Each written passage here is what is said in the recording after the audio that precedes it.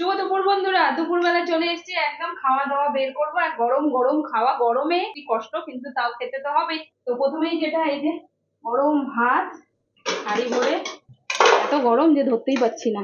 তো এটা আমরা খাই বাঁশকাঠি চাল, তো বাঁশকাঠি চালের ভাত একদম ঝরঝরা সুন্দর। আচ্ছা, তারপরে দিয়ে দিচ্ছি একদম গরমের সতেজ করার জন্য একটা লেবু।